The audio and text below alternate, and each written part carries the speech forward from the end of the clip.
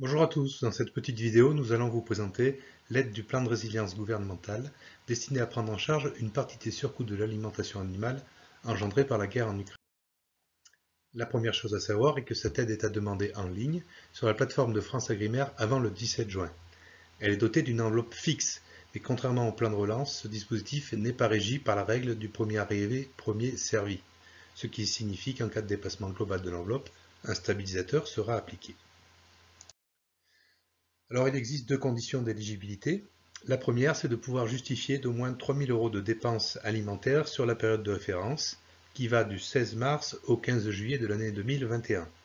Alors quand bien même ce dispositif cible prioritairement les filières les plus dépendantes de l'alimentation animale, par exemple la filière porcine, l'FDSEA a fait valoir que cette période imposée était particulièrement discriminatoire pour les élevages ruminants en système herbagé, car justement c'est la période pendant laquelle les achats alimentaires sont les plus faibles.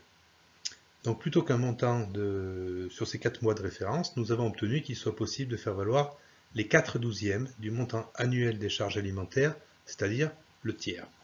Ce qui revient à dire que si vous avez au moins 9 000 € de dépenses alimentaires sur le dernier exercice clos, vous remplissez ce premier critère. Attention toutefois, cette possibilité reste dérogatoire et elle devrait être justifiée par l'un des cas suivants. Ou bien l'absence d'historique pour tout un tas de raisons, et particulièrement pour celles ou ceux qui se sont installés après cette période de référence. L'influenza aviaire pour les éleveurs soumis à des restrictions sanitaires sur cette période et en dehors des contrats d'intégration qui font l'objet d'un dispositif particulier. Et enfin, l'absence de données représentatives sur la période. Alors par exemple, si le montant de vos achats n'est pas représentatif du fonctionnement normal de votre exploitation, en cas de vide sanitaire, en cas d'accroissement de cheptel ou de création d'ateliers postérieurs à la période de référence, en cas de brucellose, mais aussi on pourra faire jouer la saisonnalité, c'est-à-dire que ça correspond à une période où on achète moins d'aliments et qui n'est pas représentative de l'année. J'attire votre attention sur le fait que France Agrimaire vous demande de justifier ce choix en quelques lignes, pas besoin d'un roman, et que cela peut avoir des conséquences sur le montant de l'aide. La deuxième condition à remplir, c'est de pouvoir justifier d'un taux de dépendance de l'alimentation animale d'au moins 10%. Alors ce taux se calcule en divisant le montant total des charges alimentaires du dernier exercice clos, je parle bien de la totalité d'exercice et non de la période de référence, par le total des charges d'exploitation du même exercice clos. On parle d'un exercice clos au plus tard le 28/02/2022. Autrement dit, si vous clôturez au 31 mars, votre dernier exercice clos correspond à l'exercice 2020-2021. Alors dans le détail, ce taux se calcule en divisant les charges des comptes 601.4, donc y compris la poudre de lait telle que nous l'avions demandé, mais aussi les achats de forage, sauf pour les centres équestres, par le total des charges d'exploitation correspondant aux comptes 60, 61, 62, 63 et 64. Attention dans le cas des GEC notamment, la rémunération des associés figurant dans les comptes 64 est évidemment à sortir du calcul dans un souci d'équité de traitement des demandes. Le montant de l'aide, alors le montant de l'aide va dépendre du taux de dépendance que vous avez calculé. Si vous êtes à moins de 10%, vous n'avez pas le droit à l'aide. Si vous êtes entre 10 et 30%, vous avez droit à un montant forfaitaire de 1 000 €. Si votre taux de dépendance est compris entre 30 et 50%, votre taux d'aide sera de 40%, et s'il est supérieur à 50%, votre taux d'aide sera porté à 60%. L'aide, elle est calculée non pas sur le montant des achats réalisés sur les 4 mois, mais sur le surcoût estimé par le gouvernement pendant ces 4 mois. Ce surcoût, il est estimé à 40% de la charge alimentaire. Ce qui revient à dire que si vous êtes dans la catégorie 2, par exemple, votre aide sera de 40% sur le surcoût lui-même estimé à 40%, 4 x 4, 16, votre aide sera donc de 16% du montant de référence de la charge alimentaire.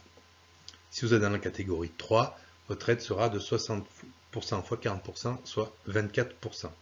Alors tout ceci peut paraître un peu compliqué, mais rassurez-vous, tous ces calculs sont automatisés sur le site de France Agrimaire, et l'important à ce stade est de savoir si vous avez droit à l'aide.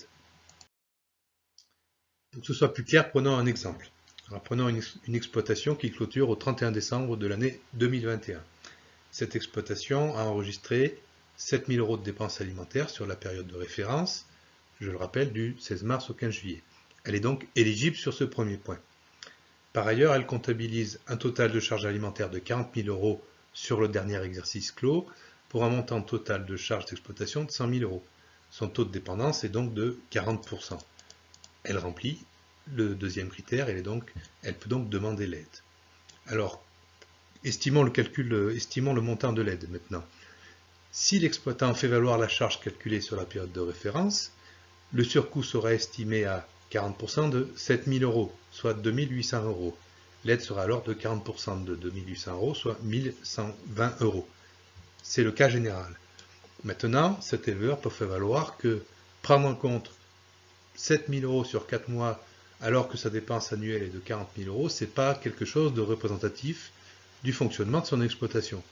Donc l'intérêt de l'exploitant, c'est de faire valoir la dérogation pour la cause suivante, absence de données représentatives, en argumentant en quelques mots. Par exemple, cette période correspond à la mise à l'herbe, période à laquelle mes animaux consomment le moins d'aliments. Ou bien c'est une période non représentative car je constitue une grande partie de mes stocks alimentaires au mois de septembre. Dans ce cas, le taux d'aide sera toujours de 40%, mais le surcoût sera calculé en prenant les 4/12e, c'est-à-dire le tiers de la charge annuelle. L'aide sera donc de 40% de 5 333 € et sera portée à 2 133 €. Voilà, dans ce cas, l'exploitant a clairement intérêt à faire valoir sa dérogation, et j'insiste sur le fait qu'il faut argumenter un minimum, mais qu'il n'est pas nécessaire d'en faire un roman. Voyons maintenant quelques cas particuliers. Le cas d'un jeune agriculteur installé en 2022 et donc qui ne dispose pas d'historique. Lui devra prendre les 4/12e, autrement dit le tiers, du montant des charges alimentaires indiqué dans son plan d'entreprise. Il y a les cas des nouveaux installés qui n'ont pas de plan d'entreprise. Donc dans ce cas, l'administration acceptera qu'on puisse faire une extrapolation à partir des données disponibles. Par exemple, vous avez des charges alimentaires du 15 mars au 15 mai de cette année, donc sur 2 mois, vous faites x2 pour avoir une extrapolation sur 4 mois. Et puis il y a enfin tous les éleveurs qui sont en contrat d'intégration, donc évidemment, si les éleveurs ne supportent pas le coût alimentaire, en tout cas pas directement le coût alimentaire, ils ne sont pas concernés par ce dispositif. Un autre dispositif est en cours de négociation, mais nous n'en connaissons pas encore le détail. Peut-être qu'il existe d'autres cas particuliers. Dans ce cas, vous pouvez nous contacter ou bien vous adresser à la DDT qui est chargée d'instruire les dossiers déposés sur la plateforme de France Agrimet. Dernier point sur lequel j'attire votre attention, mais qui n'est à considérer que dans certains cas bien particuliers. Un dispositif complémentaire de prise en charge de cotisation sociale est en préparation pour la fin de l'année. Nous n'en connaissons pas toutes les modalités, mais nous savons déjà ceci. Pour y accéder, il faudra pouvoir justifier d'une augmentation d'au moins 50% d'un ou plusieurs postes de charge. Le montant du dégrèvement serait alors de 30% de ce surcoût et plafonné d'une manière générale à 3 800 €. Le point de vigilance porte sur le fait qu'il ne sera pas possible de faire valoir 2 fois le même poste de dépense pour 2 aides différentes. Ainsi, si vous estimez que votre poste charge alimentaire augmentera de plus de 50% entre 2021 et 2022, et que cette hausse est bien due à la guerre en Ukraine et non à un accroissement de la taille du troupeau par exemple, alors expertisez bien les deux options pour faire un choix bien réfléchi. Si c'est votre poste gasoil GNR qui a augmenté de plus de 50%, alors ne vous prenez pas la tête, vous demandez l'aide à l'alimentation animale maintenant et vous demanderez une prise en charge de cotisation sociale plus tard. Voilà, voyons enfin comment demander l'aide. Vous devez avoir au maximum 3 documents à fournir et qui seront scannés sur votre ordinateur. Un RIB. Pour les agriculteurs au micro-BA, une attestation justifiant de votre situation fiscale, par exemple le dernier avis d'imposition. Et enfin, une attestation, dans tous les cas, une attestation établie par un tiers de confiance qui justifie des différents montants que vous devrez renseigner sur la plateforme. Il n'y a donc aucune facture à fournir au dossier, mais contrairement à ce que nous avons pu écrire dans l'Union paysanne, dans celle du 13 mai notamment, France Agrimaire est depuis revenu sur sa décision et exige que cette attestation soit fournie, quel que soit votre régime fiscal. Alors, par tiers de confiance, il faut entendre quelqu'un qui a une qualification comptable. Si vous n'avez pas de comptable propre, mais que vous pensez être éligible, c'est peut-être le comptable de la chambre d'agriculture, de la coopérative, etc.